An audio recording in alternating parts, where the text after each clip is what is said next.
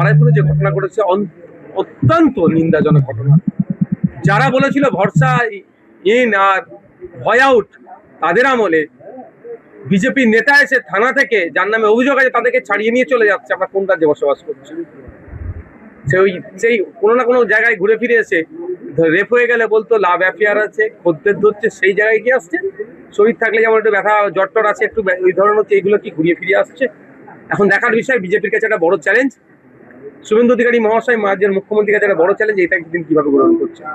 তবে আমরাও লক্ষ্য রাখছি, কোনোভাবেই ছাড় হবে না, কোনোভাবেই ছাড় হবে না। জয়নগরে যেমন একটি বাচ্চা মেয়েকে রেপ করেছিল, সেখানে আমি পৌঁছে গেছিলাম, প্রতিবাদ করেছিলাম। এখানেও আজকে মেয়েটির বাবার সাথে কথা হয়েছে, আমার আজকে যাওয়ার ছিল, বিশেষ কারণে আমি যেতে পারিনি। আমি আগামীতে যাচ্ছি, মেয়েটির বাবার সাথে, পরিবারের সাথে কথা হয়েছে আমার, যে এটাও কোনোভাবে ছাড় হবে না। যা আইনি পরিষেবা লাগবে সমস্তটা আমি দেবো, এটা ওনাদেরকে আমি কমিটমেন্ট করেছি। এই ঘটনায় কিন্তু দুজনকে গ্রেপ্তার করা হয়েছে এবং এই ঘটনা অবশ্যই সাজা হবে, এবং পাশাপাশি যারা এই সমস্ত ঘটনায় ভাঙচুর করেছে বা ক্ষতি করেছে তাদেরকেও কিন্তু কড়াভাবে দেখা হচ্ছে। না দেখুন, একটা কথা হচ্ছে, এই জায়গায় যেত না তো, ভাঙচুর যেগুলো বলছেন এই জায়গাকে অব্দি যেতই না। সাধারণ মানুষ যারা অভিযুক্ত তাদেরকে নিয়ে এসে যখন পুলিশের তুলে দিচ্ছে, পুলিশ কিভাবে ছেড়ে দেয়? এখন তো দরকার, যা থানার কনসার্ন অফিসার ছিলেন, যে ছেড়েছেন, তার বিরুদ্ধে ব্যবস্থা গ্রহণ করা।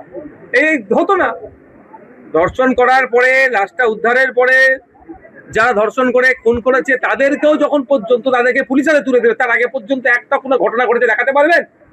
আমার তো মনে একটা কোনো ঘটনা ঘটেনি। মানুষ কখন ক্ষোভ আসলো, মানুষ কখন এই ধরনের জমায়েত শুরু করলো? যখন থানা ওই যার নামে অভিযোগ আছে তাকে ছেড়ে দিল।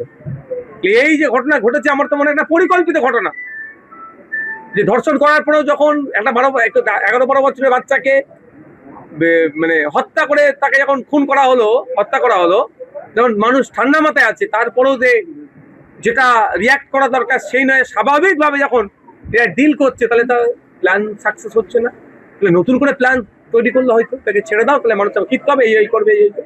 তবে আমরাও আছি, আইন বিচার ব্যবস্থা আছে। অন্যায় ভাবে যদি কারোর সাথে কিছু হয়, আইনি লড়াই হবে।